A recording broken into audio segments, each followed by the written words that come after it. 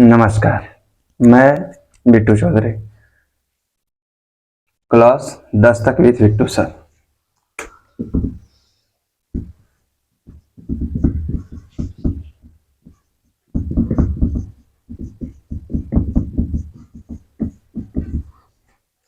जैसा कि मैंने आप लोग को बताया था कि मैं पुलिस बैच स्टार्ट करूंगा और जिसके माध्यम में मैं आज आपको पुलिस बैच का स्टार्ट कर रहा हूं, जिसमें सबसे पहले मैथ में हम पढ़ेंगे संख्या पद्धति, जिसका मैं आज स्टार्ट करता हूं और आपको संख्या पद्धति क्लास के लिए तरफ ले चलता हूं। आइए देखते हैं पहला चैप्टर, नंबर सिस्टम।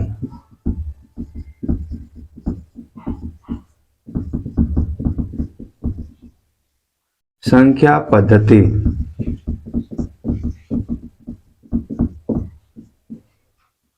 संख्या पद्धति जो है सिलेबस के थ्रू बहुत ही इंपॉर्टेंट चैप्टर है, जिसमें हम ये पढ़ेंगे कि इसमें जितने भी अंक हैं हमको बहुत इंपॉर्टेंट, और जितने भी इसमें टॉपिक हैं सब इंपॉर्टेंट हैं। तो सबसे पहले हम संख्या पद्धति तो पढ़ रहे हैं, लेकिन इसमें ये जानेंगे कि हम कैसे संख्या पद्धति।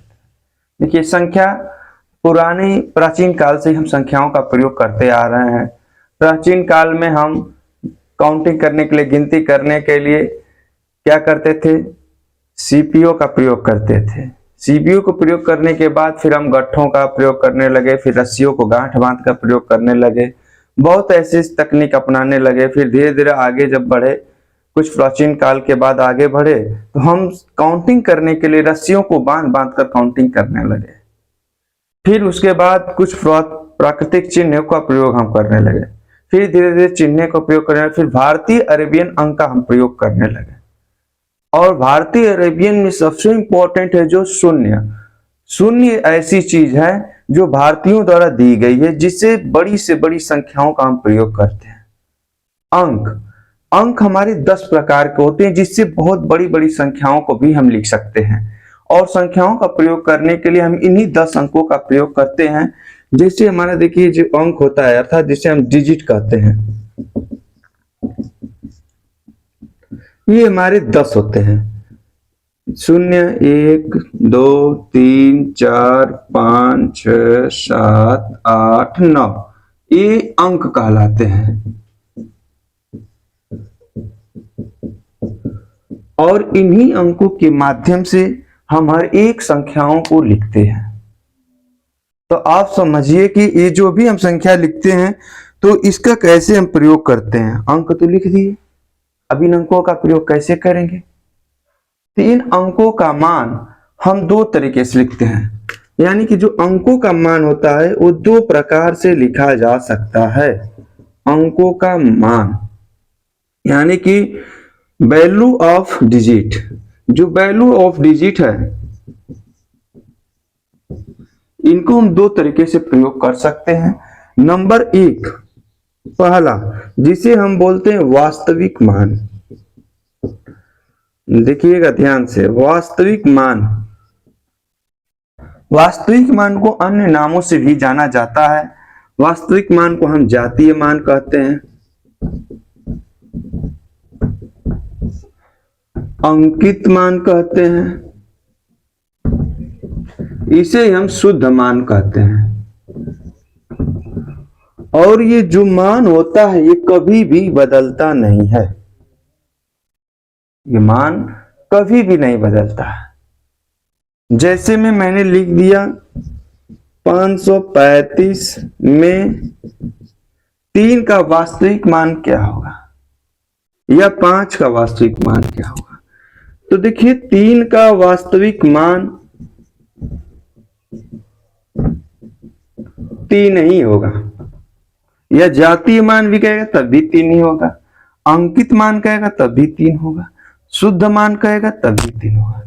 देखिए जैसे हम अपने लाइफ में आते हैं तो क्या होता है, वास्तविक मान। वास्तविक मतलब हम जैसे हैं वैसे हैं, बदलेंगे तो नहीं। कहीं भी हमको रख दिया जाएगा, ब्रह्मांड के किसी कोने में रख दिया जाएगा हमें, हम यहाँ पर बदलने वाले नहीं हैं।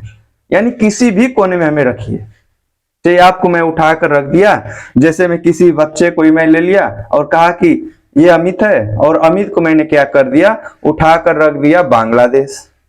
या मैं उसको बांग्लादेश से उठा कर रख दिया अमेरिका, चाहे कहीं भी मैं उसको रख दिया तो उसके नाम में तो परिवर्तन होगा नहीं। और हम भी क्या करते हैं, एक ही व्यक्ति का कितने नाम का प्रयोग करते हैं। इसी को क्या कहते हैं, अमित को ही हम किसी कई नामों से उसे चिढ़ाते भी तो हैं। जैसे बोल दिए उसे कि आप चाहे कोई भी किसी को भी ले लीजिए, अमित कहते हैं, अमित का नाम शिव शंकर है, शिव शंकर को बात क्या शिव है, तो अपने को नाम है उसका, लेकिन है तो वो अमित ही। उसी तरीके से ये भी है वास्तविक मान या जातीय मान या अंकित मान या शुद्ध मान। अगर हमें पूछ दिया कि 7537 और इसमें बोल दिया कि 7 का जितने दोनों 7 का कर दिया, दोनों 7 का जातीय मान बताइए, तो बताइए जातीय मान क्या होगा। ये नहीं देखना है कि 7 कितनी बार आया है, हमें इससे कोई मतलब नहीं है। यानी कि 7 जितनी भी बार आया उसका मान जातीय मान 7 ही होगा, शुद्ध मान 7 ही होगा, अंकित मान 7 ही होगा, वास्तविक मान 7 ही होगा। इसमें किसी भी प्रकार की कोई भी परिवर्तन नहीं करेंगे। ये तो हमारा हो गया पहला अंकों के मान में वास्तविक मान पूछे, जातीय मान पूछे, अंकित मान पूछे या शुद्ध मान पूछे। अब दूसरा जो हमारा आता है, ये आता है आपका अस्थानीय मान।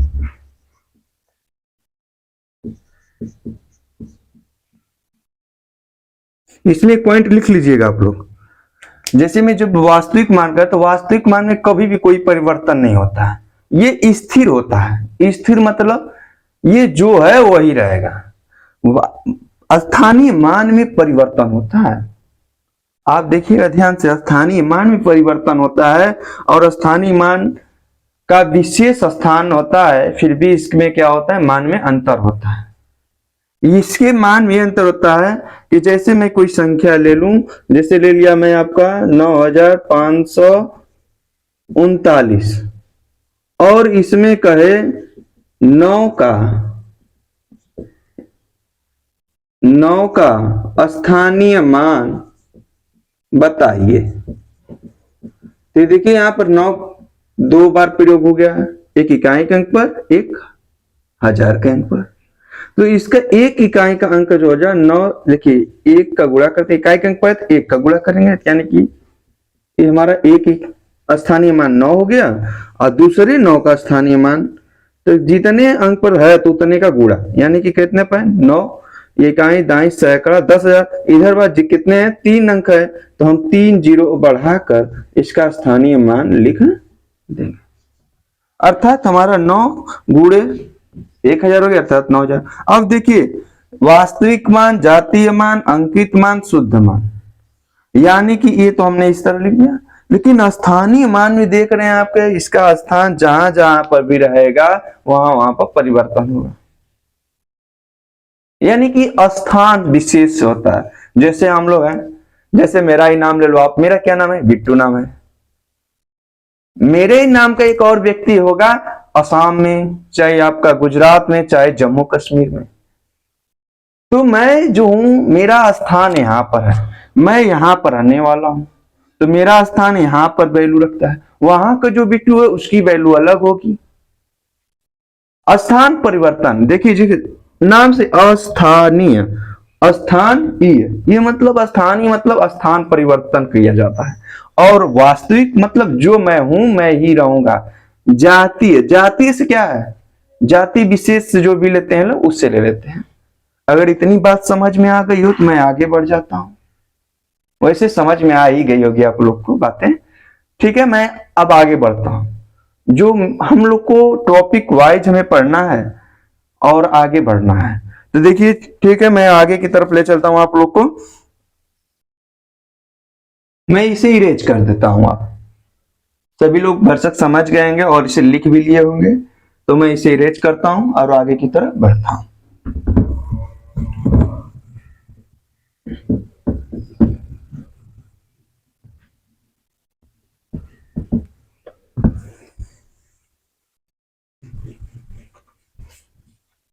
देखिए अभी मेरी स्टार्टिंग है और आप लोग जैसा साथ देंगे वैसा मैं अपना बढ़िया व्यवस्था कर लूंगा और आपको अच्छे से रूबरू कराऊंगा और पढ़ाऊंगा भी अच्छे से आपको।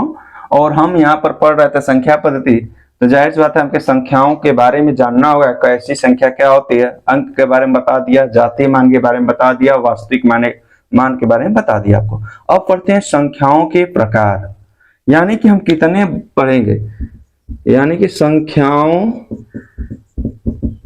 के प्रकार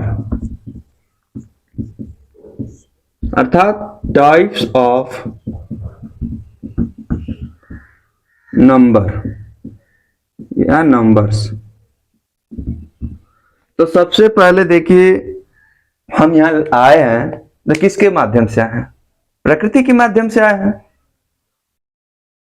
क्यों भाई? प्रकृति के माध्यम से सभी लोग आए हैं ना, कि कोई अलग से आया है? सभी लोग प्रकृति के माध्यम से ही आए हैं। तो देखिए सबसे पहले हमारा जो होगा वो होगा प्राकृतिक संख्या। प्राकृतिक संख्या मतलब कि जब हमारा प्राचीन काल, यानी कि इसे बोलेंगे नेचुरल नंबर। और नेचुरल नंबर को दर्शाते हैं यन से, और इसकी काउंटिंग सबसे पहले बहुत पुराने समय से, क्योंकि शून्य का आविष्कार हुआ नहीं था, तो बहुत पुराने समय से ही हम लोग क्या करते हैं, इसको आकर काउंटिंग करते हैं। देखिए नंबर जो प्राकृतिक संख्या होता है इसे यन से दर्शाते हैं, और इसका स्टार्टिंग होता है जैसे 1 2 3 4 5 डॉट डॉट डॉट इनफाइनाइट या अपरिभाषित, यानी कि इसकी स्टार्टिंग 1 से करेंगे और कहां तक गिन लेंगे? अनंत तक। अब इसी प्रकार जो भी काउंटिंग करना हम करेंगे। फिर इसके बाद हमारा आता है पूर्ण संख्या,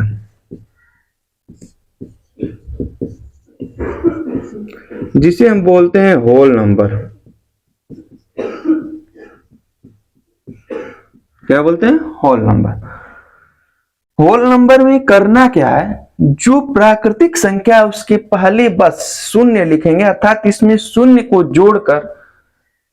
जोड़ देंगे प्राकृतिक संख्या में, तो हमारा पूर्ण संख्या हो जाएगा। अर्थात इसे W से हम प्रदर्शित करते हैं, और ये हमारा जो भी है 0 लिखिए, फिर इसके बाद पूरा प्राकृतिक संख्या रहेगा।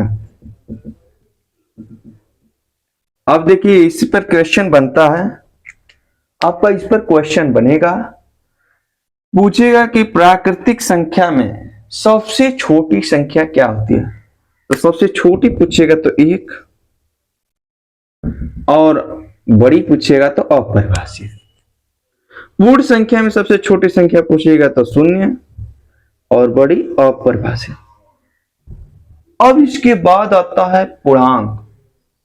क्या आता है? पूर्णांक।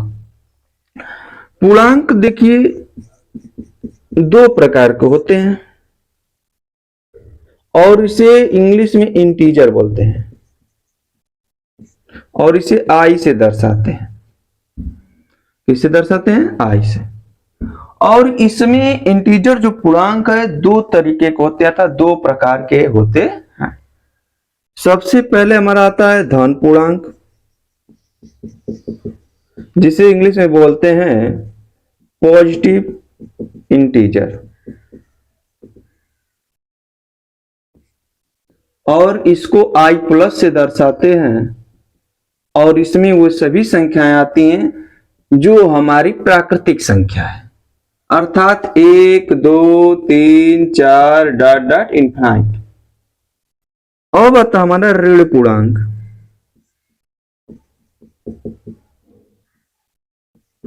जिसे हम बोलते हैं निगेटिव इंटीजर। इसे i माइनस से दर्शाते हैं, और ये क्या होता है, जितनी भी प्राकृतिक संख्या होती है उसके पहले माइनस लगा दो, अर्थात ऋण चिन्ह लगा दो। -1 -2 -3 -4 कहां तक? माइनस इनफाइनाइट तक। ये हमारा हो गया ऋण पूर्णांक। आप देख रहे होंगे कि एक अंक छूट रहा है, वो अंक कौन है? 0 है। तो हमारा 0 छूट रहा है, अर्थात हमारा 0 छूट रहा है, और 0 जो है न तो धन पूर्णांक होता है न तो ऋण पूर्णांक होता है।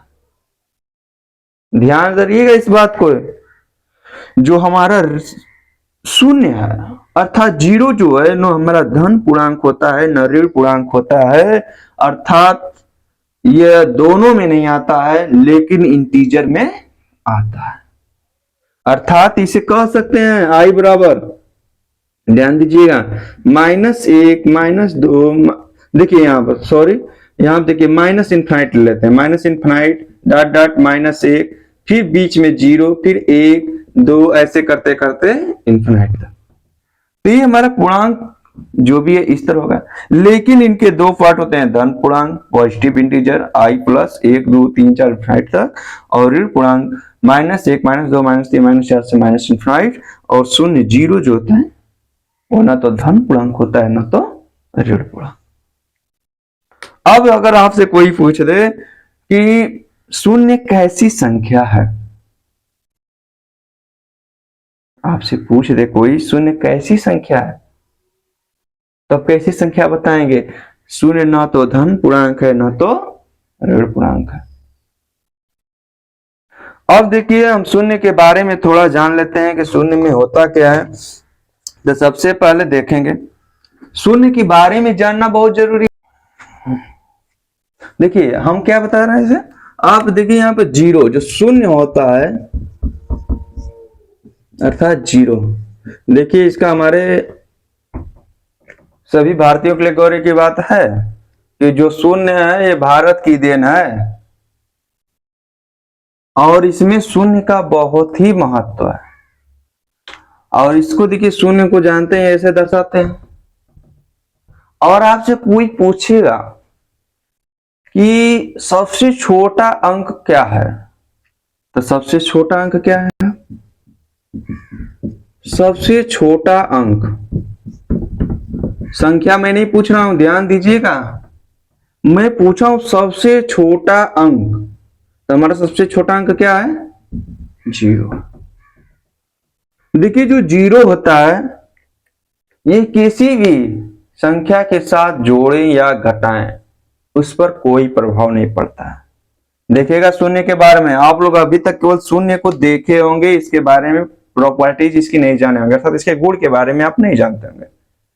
तो देखिए यहाँ पर शून्य जीरो, जो जीरो होता है ये सबसे छोटा अंक होता है, और इसको शून्य को किसी भी संख्या के साथ जोड़ने या घटाने पर कोई प्रभाव नहीं पड़ता। ध्यान देना आप, कोई प्रभाव नहीं पड़ता है। अर्थात मैं किसी संख्या के मान लीजिए 1235 में मैंने शून्य को जोड़ दिया तो आपका 1235 ही होगा, इसमें शून्य का कोई प्रभाव नहीं पड़ेगा। मैंने लिख दिया 739 में से मैंने शून्य को घटा दिया तब भी कोई प्रभाव नहीं पड़ेगा, 739 ही रहेगा। लेकिन शून्य को किसी भी संख्या के साथ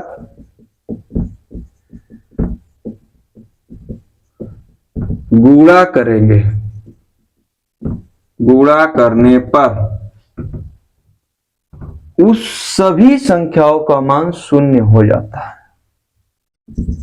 उन सभी संख्याओं का मान जीरो हो जाता है। देखिए जैसे मैंने यहां पर 773 मैंने जीरो का गुणा कर दिया तो यहां पर क्या हो जाएगा? जीरो हो जाएगा। ध्यान देखिएगा 73 का जीरो में गुणा कर दिए तो इसका मान जीरो हो जाएगा। या मैंने शून्य से किसी संख्या में भाग दे दिया, क्या कर दिया? किसी भी संख्या में शून्य से भाग करेंगे या गुणा करेंगे, गुणा के वैल्यू समझ में आ गई, तो भाग करने पर क्या होगा आपका? तो जानते हैं किसी भी संख्या में, अर्थात किसी भी संख्या में शून्य से भाग करने पर उसका मान अपरिभाषित हो जाता है। क्या हो जाता है? अपरिभाषित। लेकिन एक चीज और ध्यान देंगे आप,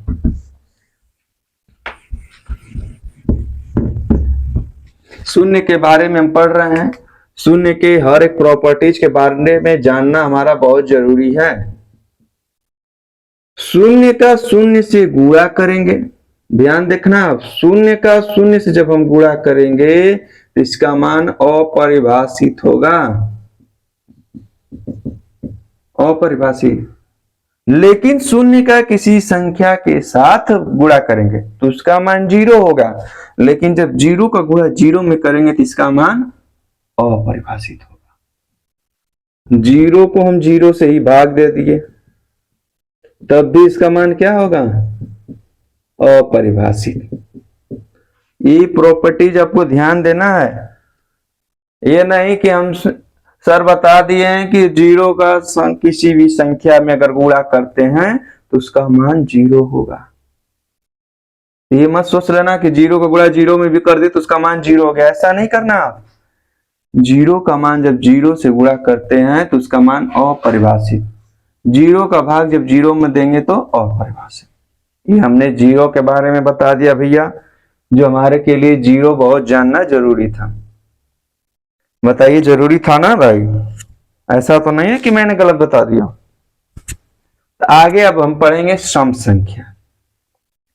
अब इस 0 को इरेज करता हूं, समझ में आ गई होगी बात। अब देखिए हम स्टार्टिंग करते हैं सम संख्या, जिसे हम बोलते हैं इवन नंबर।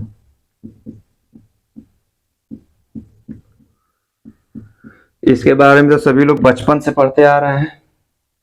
और विषम संख्या जो होती है, ऐसी संख्या जो 2 से पूर्णतः विभाजित हो जाए, ऐसी संख्या जो 2 से पूर्णतः विभाजित हो जाए, 2 से भाग देने पर कट जाए। तो आप जानिएगा, जिस संख्या के इकाई अंक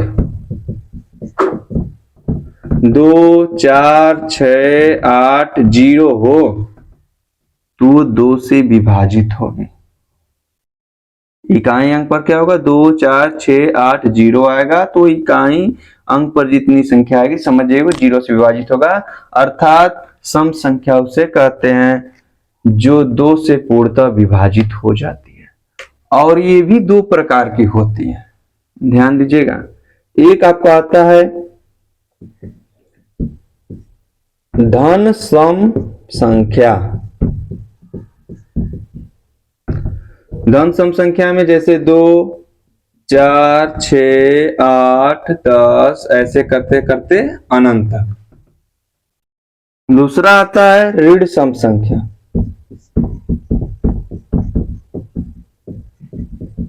ये क्या होता है? -2, -4, -6, -8, -10 डॉट डॉट डॉट -इनफाइनाइट तक। और देखिएगा, फिर इसके बाद ये कंडीशन हम पढ़ते हैं। फिर आता है हमारा विषम संख्या, जिसे इंग्लिश में बोलते हैं ऑड नंबर।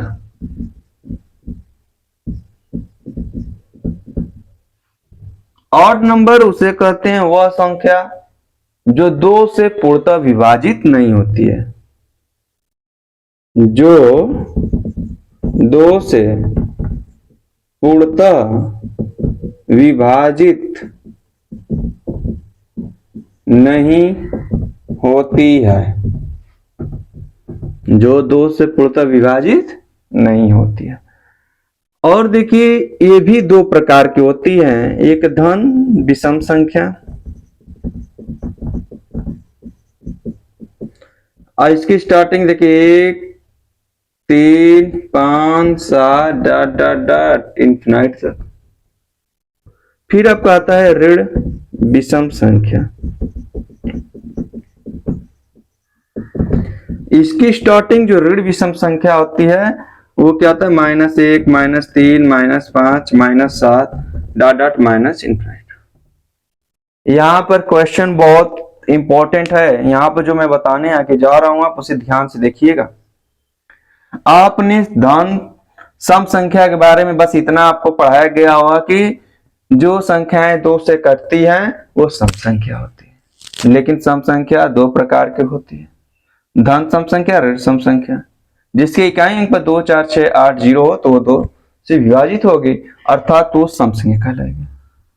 विषम संख्या जो 2 से पूर्णतः विभाजित नहीं होती है, अर्थात जिसके इकाई अंक पर क्या आ जाए, विषम अंक आ जाए, 1 आ जाए, 3 आ जाए, 5 आ जाए, 7 आ जाए, 9 आ जाए, 11 आ जाए, 13 आ जाए। ये भी 2 प्रकार के होते हैं, धन विषम संख्या 1, 3, 5, 7 मिलता है। ऋण विषम संख्या -1, -3, -5, -7 ऐसे करते करते -1। अब देखिएगा ध्यान से, अगर आपसे पूछे सबसे छोटी सम संख्या क्या होती है, केवल छोटी पूछे, ना पूछे कि उसमें किसी शब्द का प्रयोग ना किया रहे, तो सबसे छोटी सम संख्या पूछे तो सबसे छोटी सम संख्या हमारा 2 होगा। हमें प्रकार से नहीं मतलब है, हमें यहां पर लेकर जब चलेंगे केवल सम संख्या का मान पूछेगा कि सबसे छोटी सम संख्या तो 2। अगर पूछ दिया यहां पर सबसे छोटी, ध्यान देना, आप यहां पर आपको गलती कभी नहीं करना है। सबसे छोटी ऋण सम संख्या, देखिए भैया यहां पर कंफ्यूजन होने वाला है आपका। आपके दिमाग में आ गया होगा कि तुरंत मारो भैया -2, लेकिन -2 होता नहीं है। सबसे छोटी ऋण सम संख्या जो होती है -∞ होगी, यानी कि हम जिसको जितना कर्जा देंगे वो न होगा। मान लीजिए हम क्या कर दिए कि रामू को हमने 10,000 रुपया दे दिया और श्यामू को हमने क्या कर दिया, 1,00,000 रुपया दे दिया भैया। तो ये बताओ, जब किसी से हम पैसा लेने जाएंगे तो सबसे पहले किसके पास जाएंगे? एकदम ईमानदारी से बताना मुझे, रामू के पास जाओगे कि श्यामू के पास? जाहिर सी बात है, आप श्यामू के पास जाओगे, भैया उसके हमने पैसा अधिक दिया है तो सबसे पहले मैं तो उसी के पास जाऊंगा। ठीक उसी तरह से जो हमारा सबसे छोटी ऋण सम संख्या होगी, यानी कि हम सबसे ज्यादा किससे उछलेंगे, जिसके पास अधिक है। तो हमारा किसके पास अधिक है, -∞ तो -∞। कभी भी ये गलती मत कर देना कि -2 मार देना, कभी गलती ना करना। उसी तरह ठीक इसमें आ जाइएगा। अगर पूछे सबसे छोटी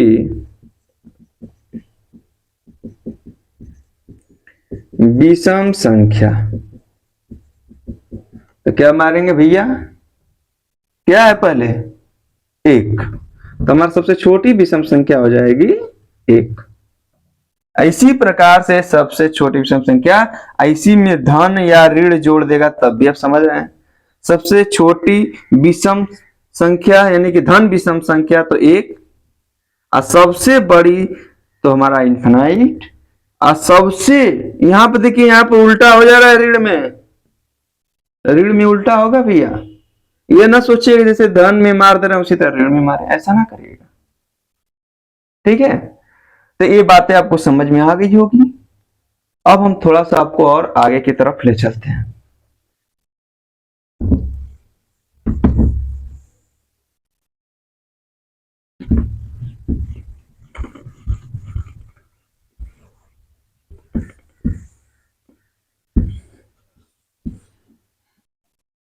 अब हम आपको ले चलते हैं भाज्य संख्या। भाज्य संख्या को हम बोलते हैं कंपोजिट नंबर।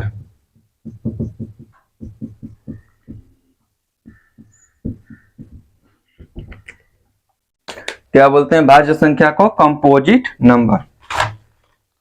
देखिएगा, भाज्य संख्या को हम कंपोजिट नंबर कहते हैं। इसका बहुत ही अच्छे तरीका से भाज्य संख्या उसे कहेंगे जो कम से कम 3 संख्याओं से विभाजित हो।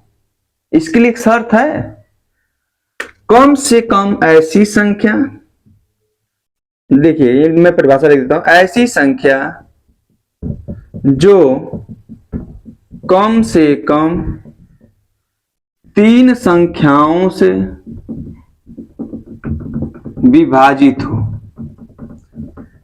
क्या हो, 3 संख्या विभाज्य है जिसमें पहला एक एकदम आवश्यक है, एक से तो होना चाहिए, एक और स्वयं से। ऐसी संख्या जो एक और स्वयं से विभाजित हो और एक अन्य किसी और से भी विभाजित हो।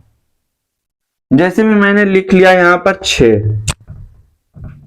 तो 6 देखिए एक से भी विभाजित होगा, 2 से भी होगा, 3 से भी होगा, 6 से भी होगा।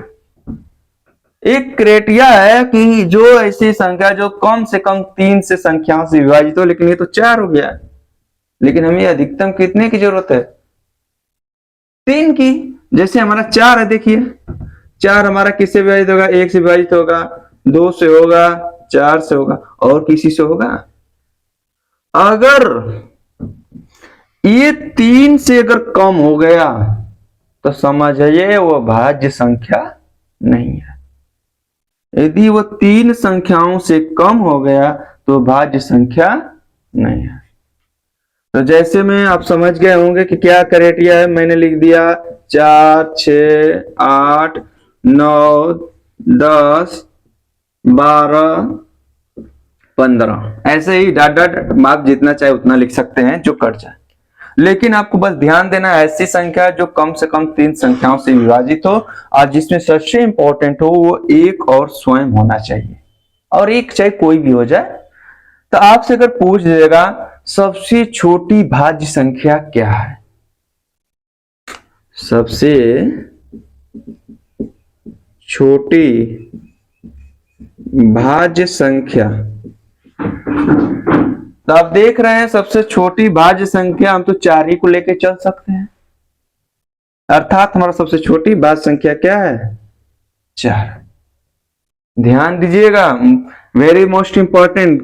बहुत लोग इसे छोड़कर आगे बढ़ जाते हैं और इसे आपको बताते नहीं हैं, लेकिन हम आपको लेकर चलेंगे ऐसा कि कोई भी पॉइंट आपका छूटना नहीं चाहिए था। तो एग्जाम में हमारा कोई भी सवाल आ जाए उसे हमें छोड़ना नहीं है, ठीक है। अब देखिए जब छोड़ना नहीं है भाई तो हमें सब कुछ पढ़कर ही चलना है। तो सबसे छोटी भाज्य संख्या आज के बाद जान जाइएगा 4 होता है। 1, 2, 3 के चक्कर में मत पड़ जाइएगा, 0 के चक्कर में। यानी कि एग्जाम में आपका आ गया, दे दिया ऑप्शन में, निम्न में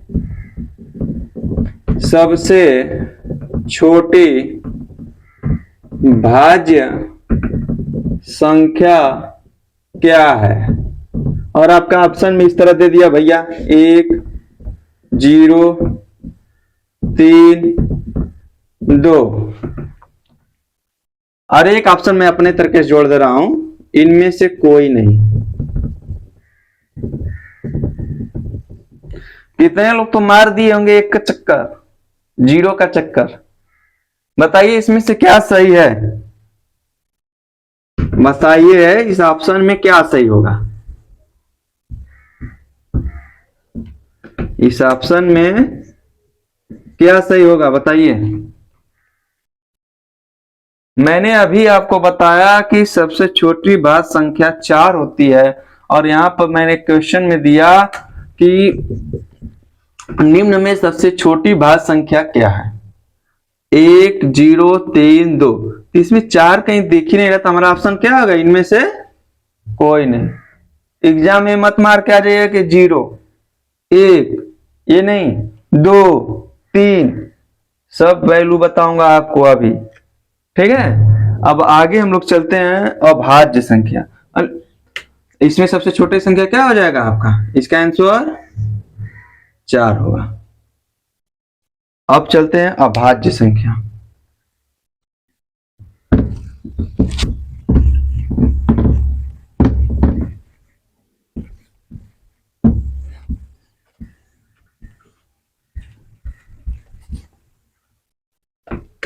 देखिए हमारा आपका आता है अभाज्य संख्या, जिसे हम बोलते हैं प्राइम नंबर।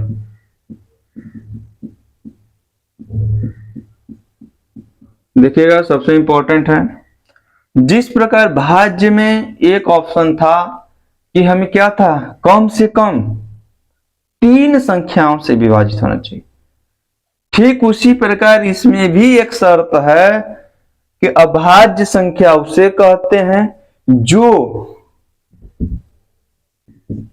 एक तथा स्वयं के अलावा किसी अन्य संख्या से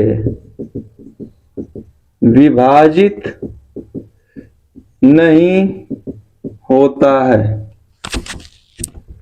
जो एक तथा स्वयं के अलावा किसी अन्य संख्या से विभाजित नहीं होता, यानी कि ये इंपॉर्टेंट शर्त याद रखना है। क्या करना है, ये इंपॉर्टेंट रखना है आपको। देखिए जैसे में हमारा क्या हो गया, 2 3 5 7, आपका 11 13 17 19 23 29, ये सब हमारी क्या है, अभाज्य संख्या। क्या है, अभाज्य संख्या। अगर आपसे पूछेगा कोई, ध्यान दीजिएगा, लेकिन एक चीज मैं आपको जो बताने जा रहा हूं इसे आप नोट कर लीजिएगा, नोट पॉइंट में आप इसे नोट भी कर लीजिएगा, चाहे लिख लीजिएगा। हमने यहां पर देखिए एक चीज दिखाया, भाज्य और अभाज्य में। अभाज्य संख्या में भी एक आया और भाज्य संख्या में भी एक आया, लेकिन जो हमारा एक है न तो भाज्य है और न ही अभाज्य है।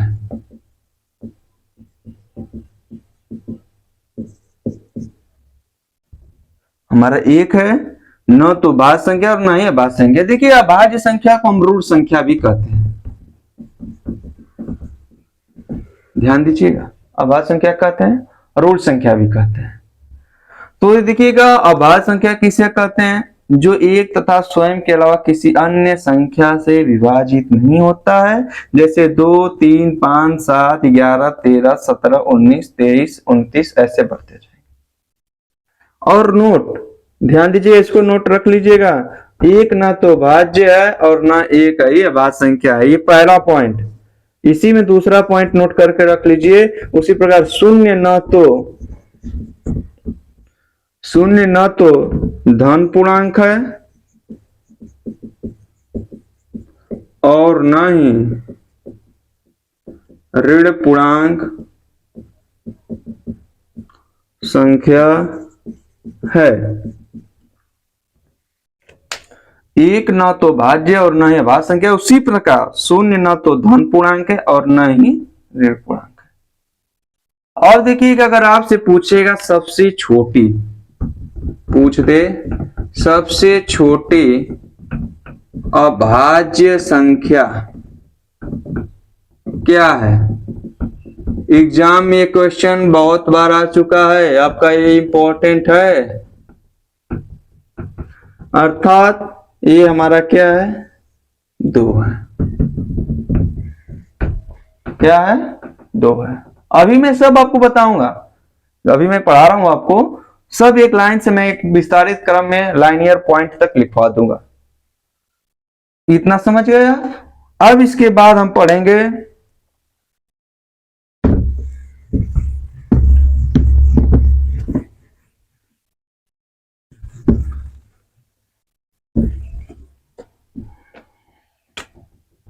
इसके बाद हम पढ़ेंगे परिमेय संख्या।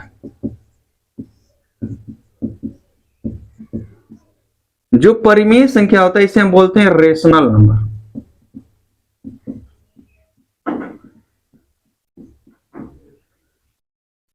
अर्थात ये तो बहुत बार परिभाषाएं हैं, इसकी एक ही परिभाषा आपको याद करना है कि ऐसी संख्या जो p/q के रूप में दिखती हो किंतु q का मान 0 नहीं होना चाहिए।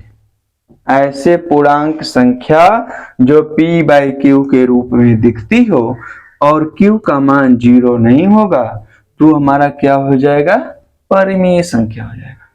जैसे में हमने लिख दिया, मान लीजिए 2, तो 2 कैसी है, परिमेय संख्या, क्योंकि 2 में हम 1 लिख सकते, बटे 1 लिख सकते हैं।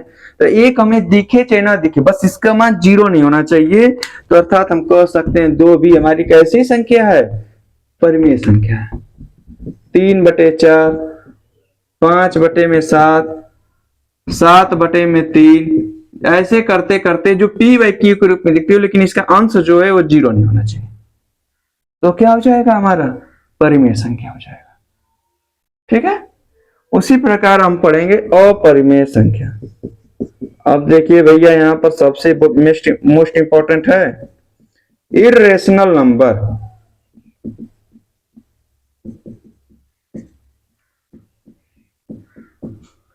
क्या आ जाएगा, इर्रेशनल नंबर, अर्थात जो p बाई क्यू के रूप में नहीं दिखती हो, जो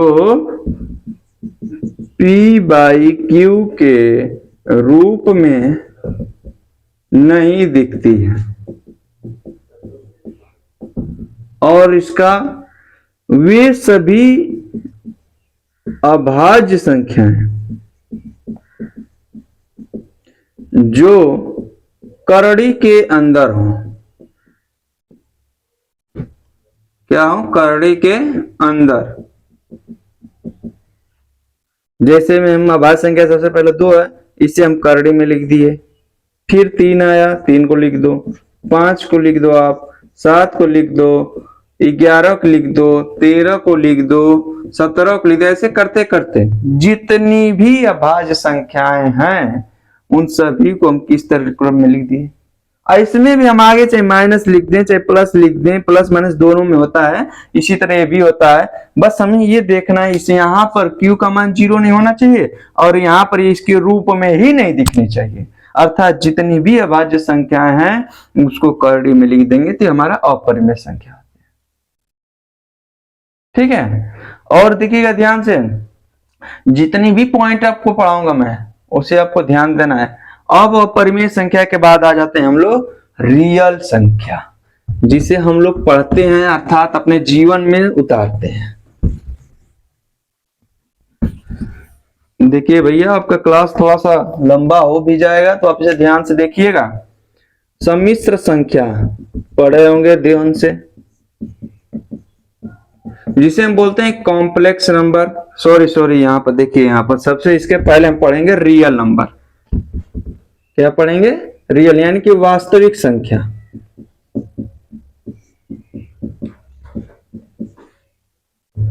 जो आता है रियल नंबर।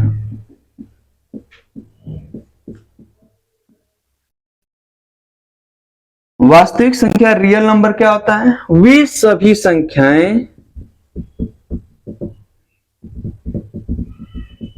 अर्थात वे सभी संख्याएं, जितना हमने इसका क्रम में पढ़ा, वे सभी संख्याएं या कह सकते हैं सभी संख्या वास्तविक संख्या होती है। वास्तविक संख्या होती है। यहां पर मैं एक शब्द जोड़ दे रहा हूं, उसे जोड़ लीजिएगा, उपरोक्त सभी संख्या, यानी कि अभी जो हम पढ़े हैं उपरोक्त सभी संख्या वास्तविक संख्या होती हैं। उपरोक्त सभी संख्या क्या होती हैं, वास्तविक संख्या। और इसे हम किससे दर्शाते हैं, रिप्रेजेंट आर से करते हैं। अब इसके बाद हम पढ़ेंगे सम्मिश्र संख्या, जिसे बोलते हैं कॉम्प्लेक्स नंबर।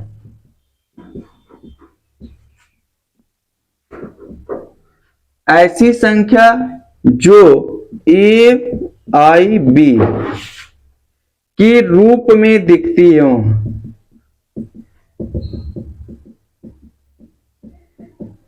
अब सबके दिमाग में आ गया होगा कि आई बी क्या होता है,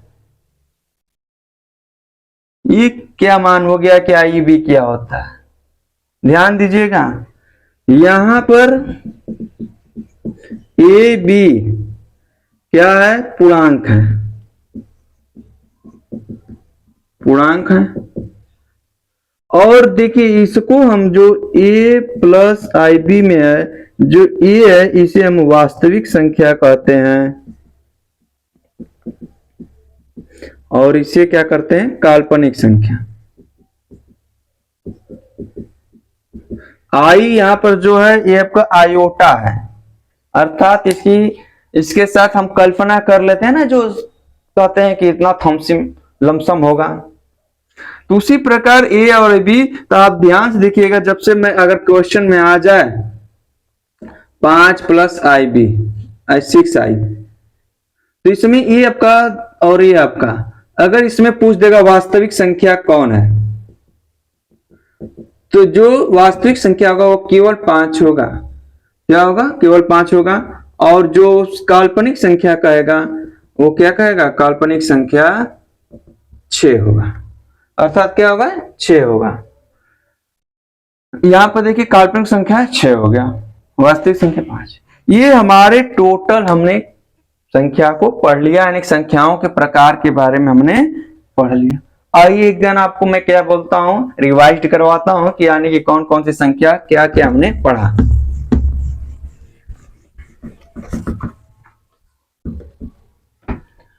सबसे पहले मैंने प्राकृतिक संख्या बताया, फिर उसके बाद हमने होल नंबर यानी कि पूर्ण संख्या, पूर्ण संख्या के बाद हमने क्या पढ़ा? इंटीजर नंबर, इंटीजर के बाद हमने सम पढ़ा, फिर विषम पढ़ा, फिर क्या पढ़े? यानी कंपोजिट पढ़ा, फिर आपका क्या पढ़े? यहाँ पे देख कंपोजिट के बाद हमने क्या पढ़ा भाई? प्राइम नंबर पढ़ा। प्राइम नंबर के बाद हमने क्या पढ़ा? यानी कि रियल नंबर पढ़ा, यानी कि रेशनल नंबर पढ़ा। रेशनल के बाद हमने क्या पढ़ा? इरेशनल नंबर पढ़ा। फिर इरेशनल के बाद हमने क्या पढ़ा? वास्तविक संख्या पढ़ा। फिर वास्तविक संख्या के बाद हमने पढ़ा कॉम्प्लेक्स नंबर। इतनी संख्या हमने पढ़ा। कितने पढ़ा? 1 2 3 4 5 6 7 8 9 10 11। अब मैं आपको लाइनर की तरफ चल रहा हूं, क्योंकि आपको भाई पहला वीडियो है तो आपको ज्यादा लेके भी नहीं चलना है, क्योंकि आपको बोरिंग भी नहीं करना है। तो देखिए सबसे छोटी, ध्यान से देखिए, मैं लाइनर क्वेश्चन बना रहा हूं। सबसे छोटी प्राकृतिक संख्या क्या हो जाएगा? 1। सबसे छोटी पूर्ण संख्या क्या हो जाएगा? 0। सबसे छोटे पूर्णांक, पूर्णांक है, ध्यान देखना, सबसे छोटे पूर्णांक संख्या तो ये हमारा माइनस इन्फिनाइट होगा। ध्यान देना यहाँ पर। और यहाँ पे मैंने बताया जो 0 है न तो धन पूर्णांक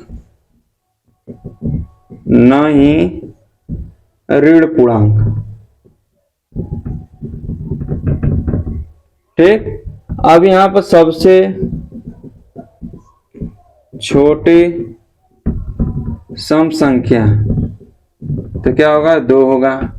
सबसे छोटी विषम संख्या क्या हो जाएगा? 1 होगा।